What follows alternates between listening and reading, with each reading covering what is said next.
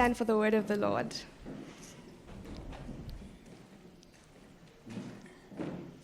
Okay, I'll be reading from John 8, verse 32 and 44.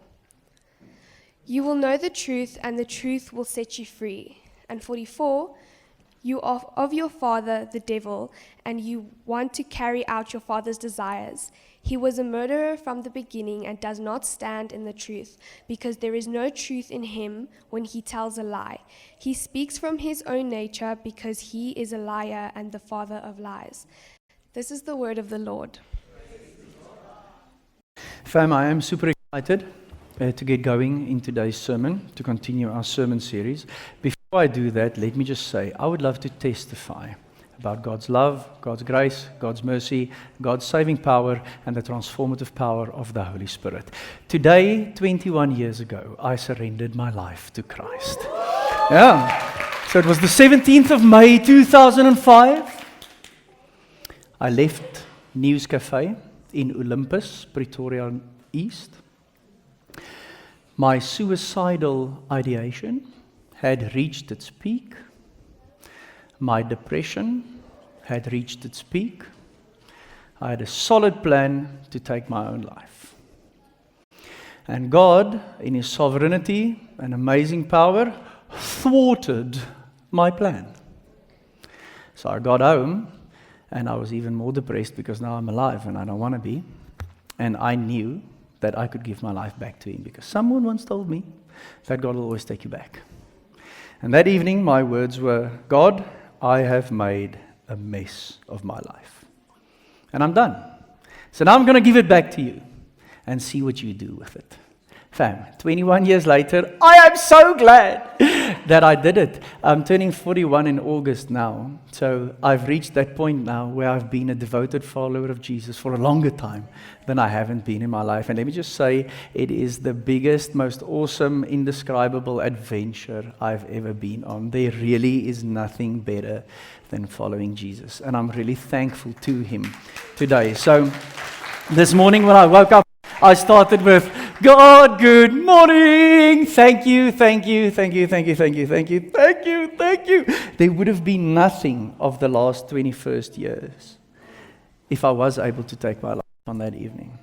And these last 20 years have just been amazing. So I am excited. I'm thankful. I might be very emotional as we go through the sermon. It's always an emotional day for me, you know. But super thankful. God is amazing. He is amazing. What do you say when you talk to yourself about relationships? What do you say when you talk to yourself about marriage? What do you say when you talk to yourself about dating? Because I don't know if you guys know this, but all of us talk the most to ourselves. If you think about dating, are your thoughts, I know God has someone great for me? Or are your thoughts rather something like, all the good ones are taken and I'm stuffed, I shall be alone for the rest of my life? If you are married, and marriage is hard for you, and you're struggling in your marriage, do you think things like, my marriage isn't perfect, because I'm not perfect and my spouse is not perfect, but God is working in us and through us and on us? Or have you reached the point of hopelessness saying something like, no matter what I do, this marriage is stuffed. And it's just going to get worse and worse and worse and worse. The question actually is, do you speak encouraging, positive, faith-filled words when you talk about relationships, dating and marriage? Or do your thoughts sound super negative and discouraging? Here are a few thoughts. If someone really knew me, they wouldn't want me. After all I've done, I'll never have a good marriage. I'm just going to live however I want now, because what I do now won't affect my marriage later. My marriage is beyond repair. No matter what, it'll never work. Everyone flirts. Everyone looks. I'm not doing anything wrong. Besides, he or she is not meeting my needs anyway. How about this one? I come from a divorced and broken family. No one in my family will ever have good marriages. That'll preach. I married the wrong person. Divorce is my only option. Here's what I want you to know as we start today's sermon is ultimately you have two primary sources talking to you. It's either God and His truth and the truth of His word, or it's the devil and his lies. Those two. And Elisha read our teaching text. Jesus Himself said, you will know the truth and the truth will set you free.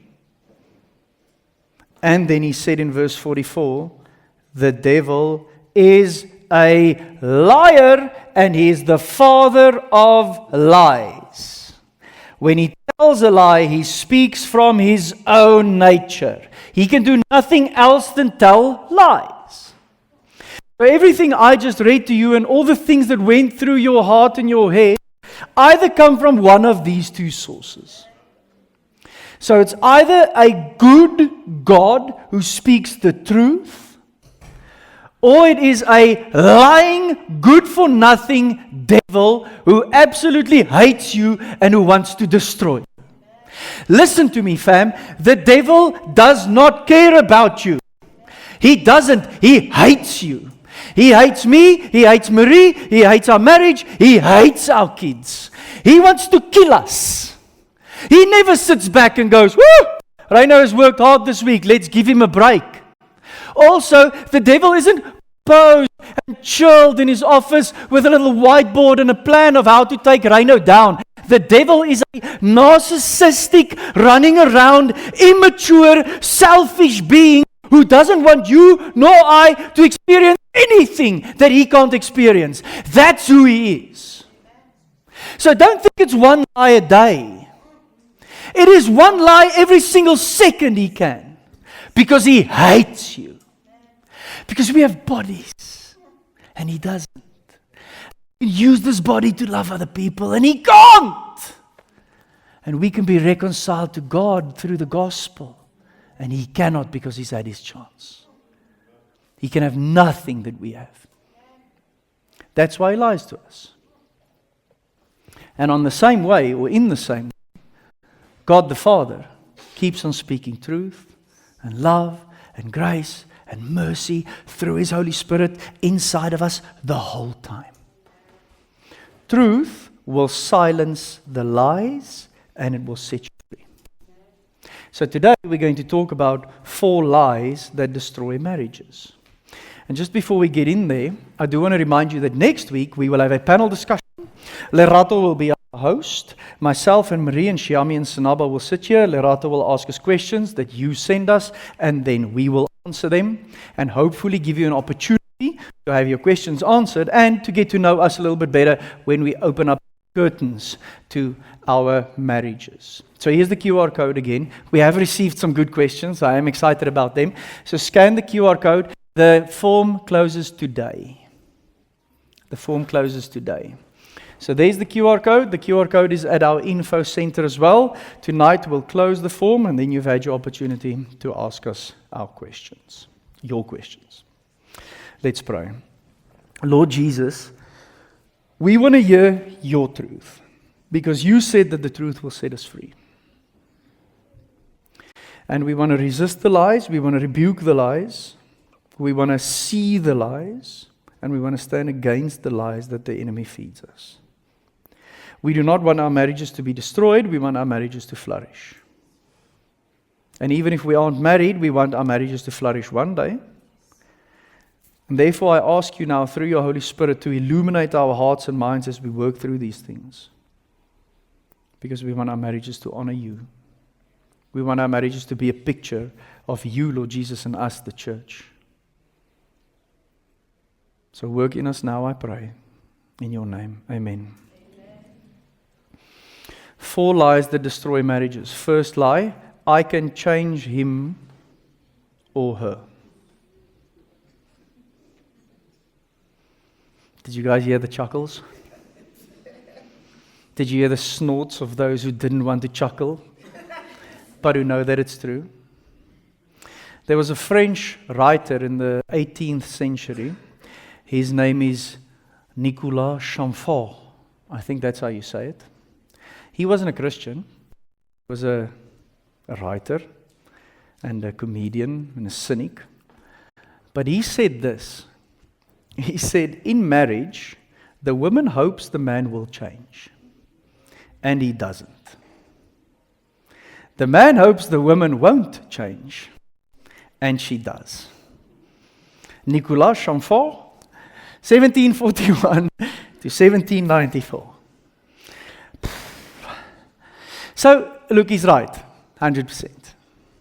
And here's the thing. This gets both husband and wife easily and inevitably disappointed.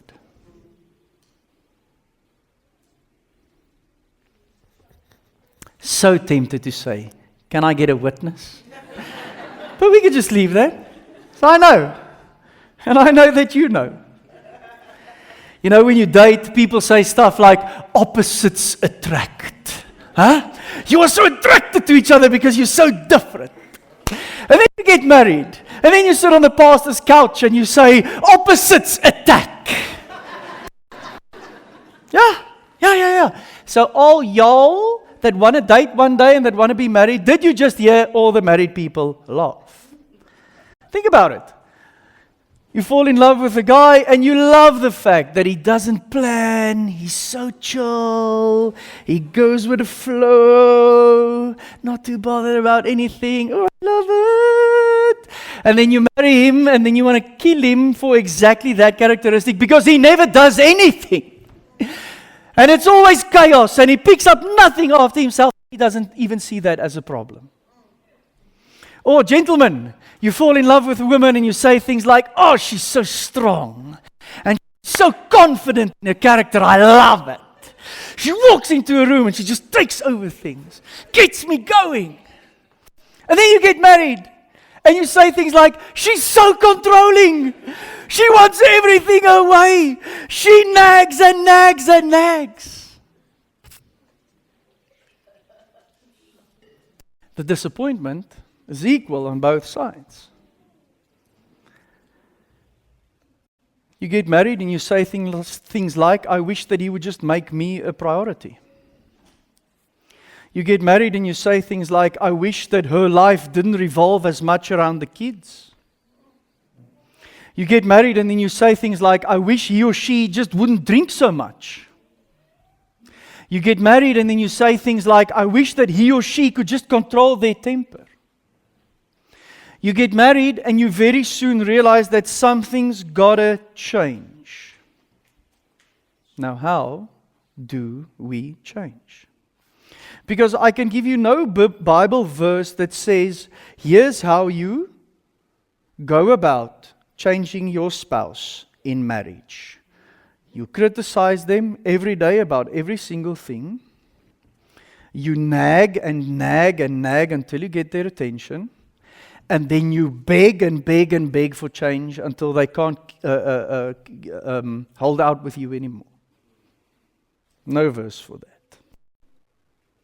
Because the truth is that only God can change you and only God can change your spouse. So it's a lie to think that I can change him or her. I just said that 21 years of being a devoted follower of Jesus has taught me that His Holy Spirit transforms me to become more like Him and to be formed in His image. Nothing else. It wasn't good habits or a great Bible study group or a good book that I read. All of those things are good supplements and help, but it's God's Holy Spirit transforming us. So you can't change him or her, but God can. And you can't change yourself. God can. So, what do we do? Well, fam, we pray. We pray.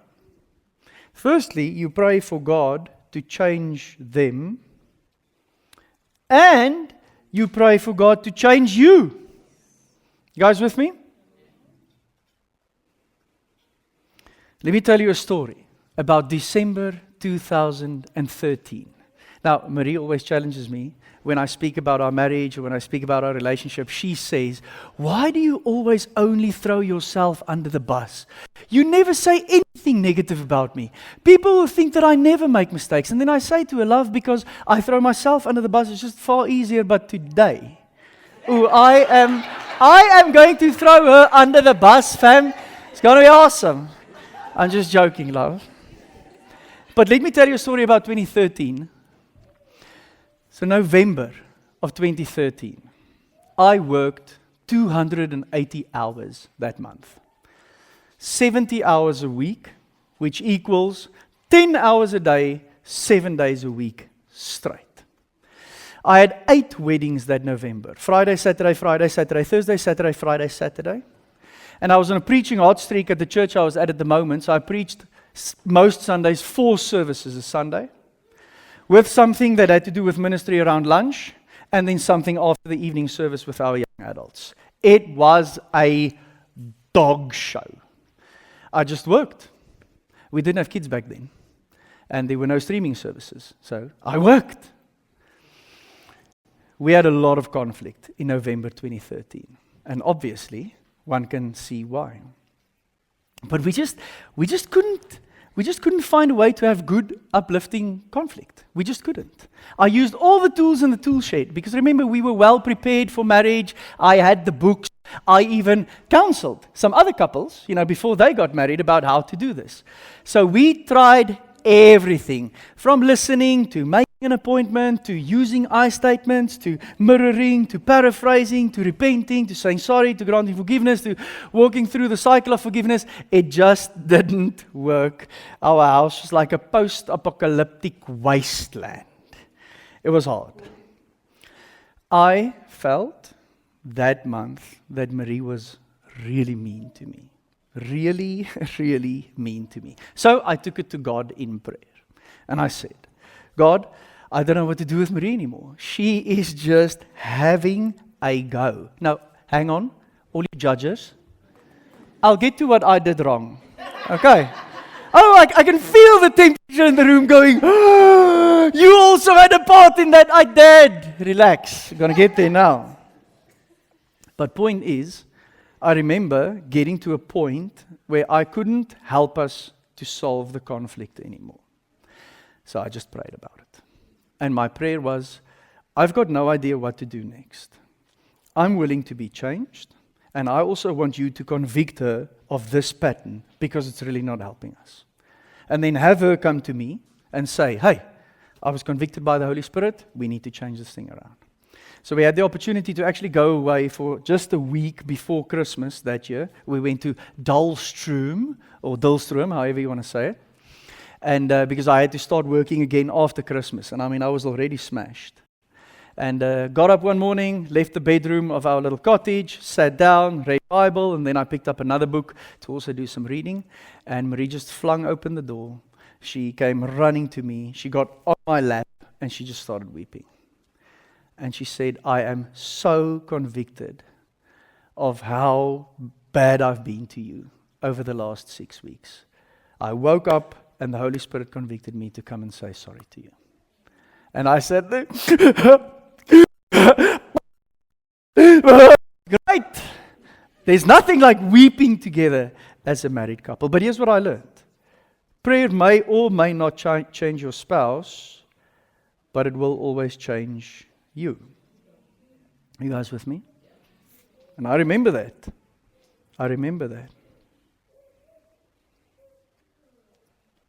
I believe in this principle that if you want a better marriage, you should start by making a better you. I don't know if you guys remember this. The first sermon of the year, Habits of a Healthy Heart, we had Psalm 139, 23 and 24 that said, "Search me, God, and know my heart, and see if there's any offensive way in me, and lead me in the way everlasting." So let's circle back to 2013 as I was praying for her, God convicted me of the fact that I've been neglecting her, of the fact that I'm struggling to say no, of the fact that I'm trying to please people and not Him, of the fact that I'm super prideful and absolutely just loving all the boosts to my ego because of all the amazing ministry work that I'm doing, the fact that I'm not listening to her, the fact that I'm not showing compassion to her, etc. So even though I went to God with this thing that I really wanted Him to change in her, He went, nice one, Reino, I can do that for you, but I'm also going to do a little work inside of you. When you pray for your spouse, when you pray for God to change them and to change you, you'll see that your attitude changes. You'll see that your approach in marriage changes. You'll see that it builds a confidence in you that can withstand conflict and sometimes bad conflict. You'll see that forgiveness wells up in your heart. You'll see that you become less controlling, you become less critical, because as you pray, whatever the hurts are in your own heart, God starts healing those too. So we pray. So we pray for God to change them, we pray for God to change us, and then we see and experience that change. That's the first lie. I can change him or her. The truth is that only God can. And can I remind you that that is why God sent His Son? God sent His Son to suffer as a substitute for our salvation so that He can be in a relationship with us. And so that in that relationship He can change us. And in that relationship He can transform us. And in that relationship we can become more like Him. And in that relationship, He can work His purposes through us. In that relationship, He can bless others through us. That's why Jesus died as a substitute, suffered as a substitute for our salvation.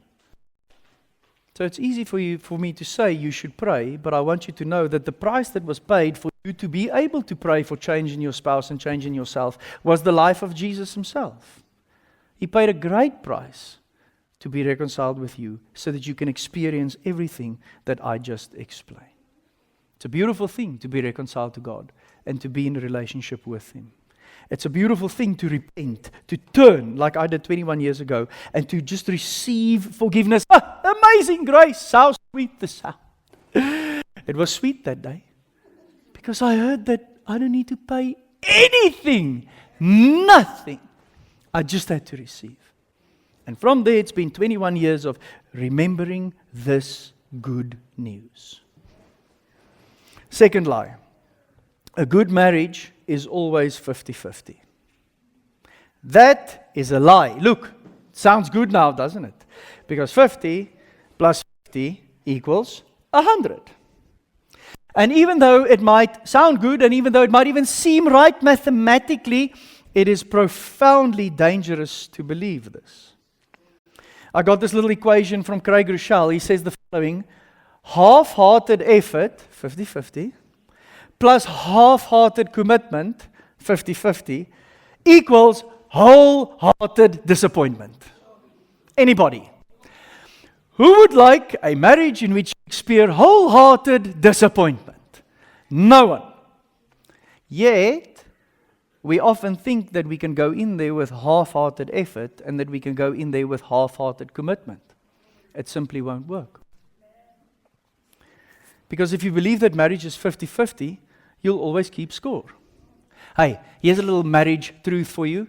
If you keep score in your marriage, you will see that both of you always lose. Can I say that again?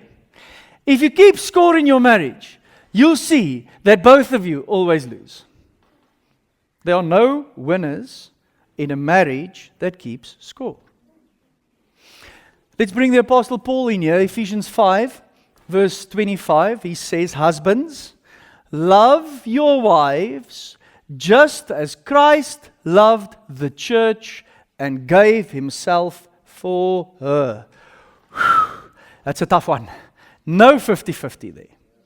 It's just 100%. It's 100%. Gave Himself for her. And you guys know in a marriage, there's a dynamic, there's a movement, there's a reciprocity, there's a return. So ladies, if that's the way that your husband loves you, then you return that love to him. That's how it works. No keeping score here, no 50-50. Why? Because we said this in the first sermon of the series. Because marriage is a covenant. It's not a contract. It's all in from both sides the whole time. Not minimum requirements, not a checklist that'll help me get out, simply all in. Now, we've been married for 14 and a half years. So some of you have been married for less, and some of you have been married for far more. Here's what I can tell you. You grow in this, in marriage. We are still growing in this in our marriage. We will spend the rest of our lives trying to outgive each other. It's a lifelong journey. So also, if you've been married for a short time, keep calm and trust the Holy Spirit. One of the most fascinating things for me about the church is you look at a couple who's been married for 30 years, you've been married for 30 days, and you want your marriage of 30 days to look like a marriage of 30 years. Yay! They've been married for 25 years and 11 months more than you. You grow in this thing, fam. I mean, that post-apocalyptic wasteland November in 2013 that we had was actually, it was an important experience for us. And we never went back there because we learned from it. But we grow in this. You can't start perfect. You also can't end perfect because you're not perfect. But if both of you posture yourselves to keep growing in this and to say for the rest of our lives, we are going to try to outserve each other, to out-honor each other, to outgive each other, and to outlove each other, we will grow in this thing. I have a friend who's been married now for 34 years. Last year it was 33. And at that point we were married for 13. And we sat around a fire one night and I said to him, dude, 13 years of marriage, time of my life. And then he said to me, dude, 33 years of marriage, time of my life. You should see, it's just going to get more epic. And I said to him, oh, that's such great news. And then we had a conversation. And then I remember him saying this. These are his words, not mine. So if you feel triggered or judged, sorry. And then he said, I always tell couples who got divorced before they've been married for 7 years. I simply say to them, you just gave up. You just gave up. Because you knew exactly what to do. And you knew that you had to grow in this. And you knew what it was going to ask of you. You just gave up. And I remember sitting there going, whoo-wee. So many divorces actually do happen before 7 years. We outserve, out-honor, outgive, and outlove each other. Let me ask you these questions. So if you're married, this is important, but if you're not married, I want you to make a note here. What would happen if you both gave 100%? Isn't that an amazing question? But then look at this sobering question. What will happen if you don't? What will happen if you don't? The stakes are far too high for us to not do this. Because what we leave behind is devastation and brokenness. Marie and I dream about getting really old and then becoming great-grandparents. And then looking back and seeing Ava and Katie serving the Lord. And seeing their kids serving the Lord. And seeing their kids' kids serving the Lord. And then saying, it's because Opa Reino and Oma Marie chose to do things this way. And we are living in the blessing of the space that their lives created. What would happen if we don't? Well, then Opa Reino and Oma Marie will become another chain or a part of this chain of brokenness. I can change him or her. It's a lie. Marriage is 50-50. It's a lie. Let me give you the third one. this one little thing isn't a big thing. This one little thing isn't a big thing. 100%. I agree fully that some marriages are destroyed by big things, right? Lies, deception, infidelity, abuse, etc.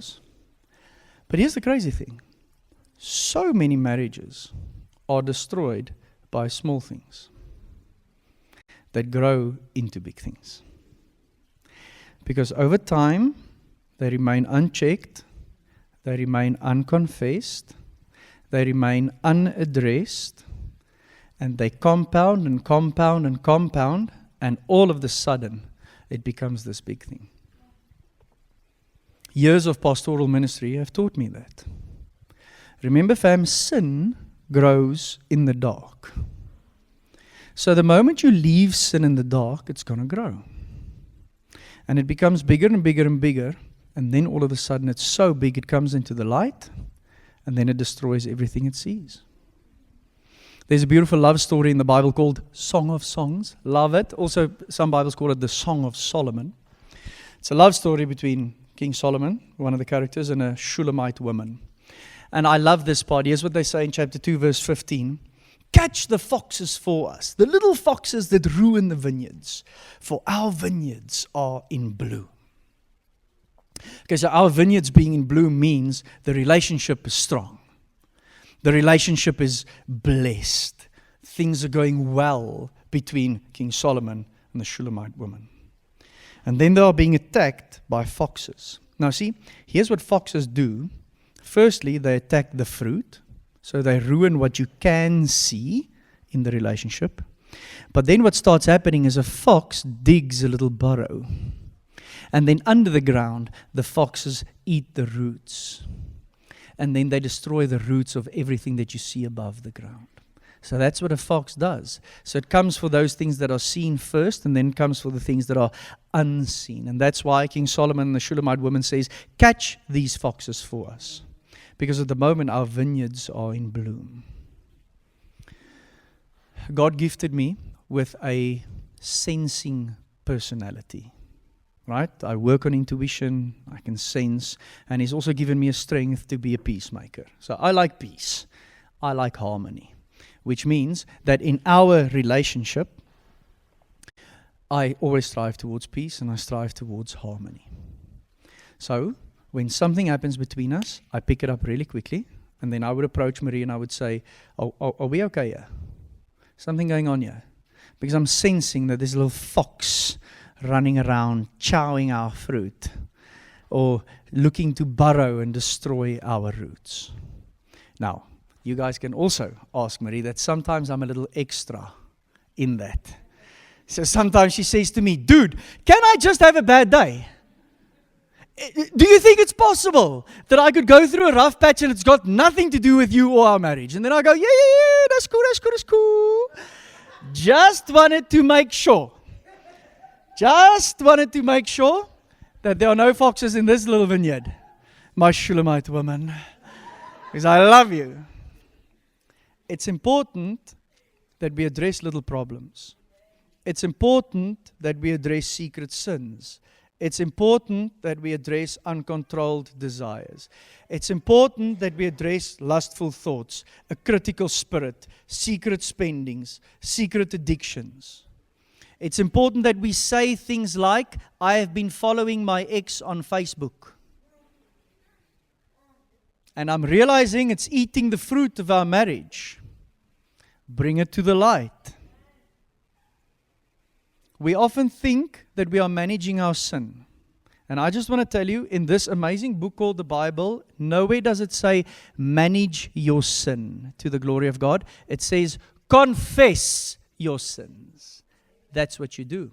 You bring it to the light. The book of James, confess your sins to one another and pray for one another so that you may be healed. Listen, I know that some of you are feeling butterflies in your stomach and your mouth is drying up because this sounds like something really hard to do in marriage.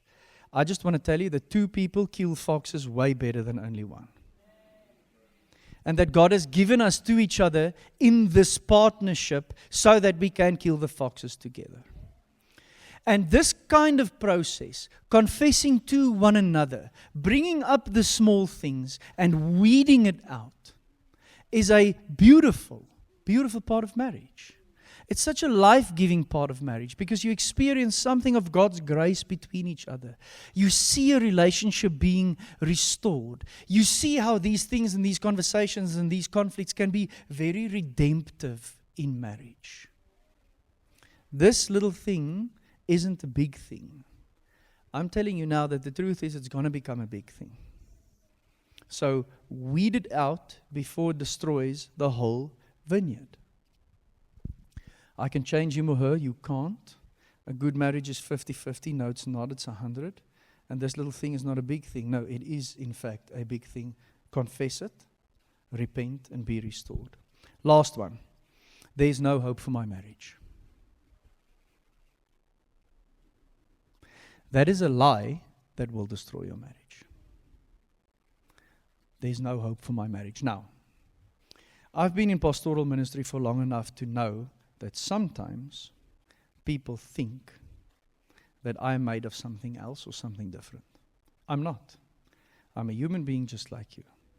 The most discouraging thing that people could say to a pastor or a minister is, that might be true for you, but it'll never be true for us. And I've heard that a gazillion times. Reino, you're so lucky, and you're so blessed, and Marie's so great, and you guys have parents, and you have brothers, and you have all of these privileges and all of these things. You'll never know what I'm going through, and we'll never reach the point that you guys are at. That is a lie. Do you guys think we are where we are because we're great? No, we're Christians trying to follow Jesus consistently. Now, I do want to acknowledge that some of you are experiencing some very rough marriages. That is true. In no way am I belittling the challenges that you are facing. Some of you are married to really, really, really hard people. I understand that. Some of you marry people who are addicted to stuff now, or who's betrayed you in the deepest way they could possibly. Some of you have suffered abuse. I know. What I do want to tell you, though, is most of the lies of the enemy, especially the lies that are the most dangerous, are lies that sounds a little bit like the truth. The lies that sound a little bit like the truth. Meaning, he has abused you, therefore there is no hope for your marriage. That first part of the sentence is actually the truth. It's the second part that's the lie. You guys with me? So it sometimes feels it's easy to believe the lies of the enemy, that there is no hope for our marriages, because there is also some truth in it. And I also understand fully that it takes two people to restore a broken marriage. You can't do it on your own, and we just heard that you can't control your spouse. All I want to say today is, with all of that said, I still believe that with God there's always hope. I really do. Now, I don't just want to plaster a little verse on it, but look at Matthew 19, verse 26. Now, the context here is important. Jesus is talking to his followers about possessions. He's talking about the kingdom of God. And we just had the story of the rich young ruler in Matthew. And then as Jesus explains what following him and the kingdom is like, they ask him, how can this be possible? Meaning, we can never get there on our own. Meaning, we have no idea how to make this a reality. And then Jesus says, with man, this is impossible. But with God, all things are possible. That truth is supposed to set us free. And it's supposed to set us free from the lie that there is no hope. The devil is a liar. God is not. God speaks the truth, and the truth will set us free. Amen? I want to ask our worship ministry to join me on stage as we respond in song. So what do we do now? What do we do? I think the answer is simple, and that is identify the lies you are believing and replace those lies with the truth. I really do. So if the lies you are believing are the lies that says you can change him or her, a good marriage is 50-50, this little thing is not a big thing and there's no hope for my marriage, then identify that lie and replace it with the truth.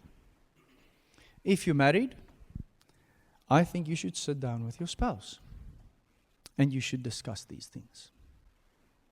Because both of you hopefully heard it, and if both of you didn't hear it, have the other one hear it, but sit down, look each other in the eye, and say, hey, I'm realizing that there are some lies destroying our marriage. And I need to identify those lies and I need to replace it with the truth, and then I'm going to stand firm on that truth, and then I am going to see God do what He promised to do. If you believe today that a God-honoring marriage for you isn't possible, I want to tell you that that is a lie that you are believing in. And I also want to tell you that if you think a God-honoring marriage is a fairy tale, that's also a lie. A God-honoring marriage is a choice. A God-honoring marriage is a choice to put Jesus at the center. A God-honoring marriage is a choice to work hard at your marriage. It's a choice to sacrifice for each other. It's a choice to apologize and accept apologies. It is a choice to forgive. It is a choice to reconcile. It is a choice to renew. A God-honoring marriage is a choice.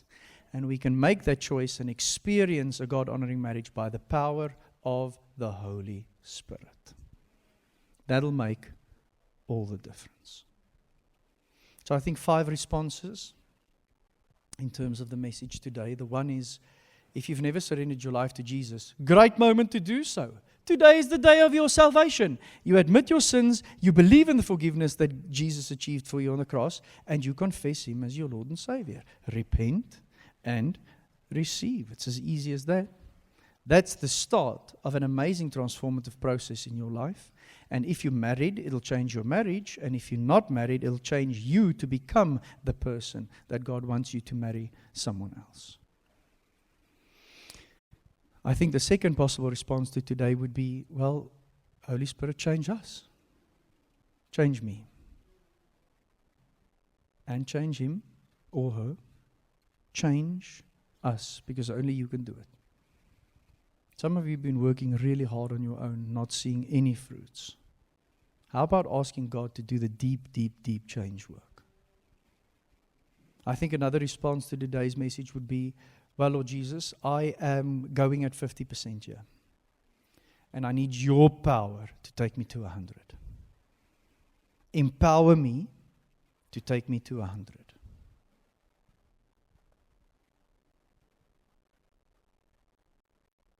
I think another possible response would be to repent. If you've got stuff in the dark, growing in the dark, little things that will become big things, repent today. Turn back to God, repent, and go to your spouse and repent. Last one is, if you've lost hope, maybe today is the point to say, God, just fill me up with hope again. Fill me up with your godly hope, because I've lost all hope. Here I am.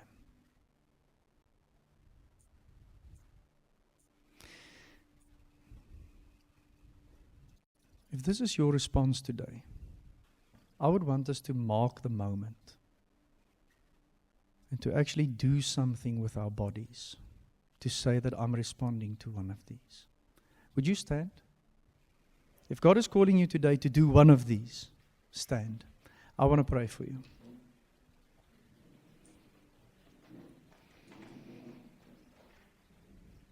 Lord Jesus, some of us are coming home today. Oh, what a great experience. All of heaven roars when one sinner repents and comes back to you. We praise you for that. Some of us, Lord Jesus, need you to change us. Please do that. Help us to bring our deepest desires to you. Help us to pray for our spouses. Help us to pray for ourselves. Help us to track the change that you are bringing in our lives. Change us for your glory and for your purposes to be achieved through our marriages. Some of us, Lord Jesus, have been living on our own power and not on the power of your Spirit, which means that we've been limping along at 50%. And we know that that's a lie. And we know that through the power of your Holy Spirit, we can crank it up to 100. Please empower us now to give everything for this covenant that you have gifted us with. I pray, Lord Jesus, for us bringing sin into the light now in these moments. Oh, that we will experience your grace and your mercy. See you cover our sins. See you restoring us. See you welcoming us back. May we experience the amazing receiving of your forgiveness. And Father God, for some of us, we just want hope. Please give it to us, a hope that only you can give. We pray that in your name. Amen.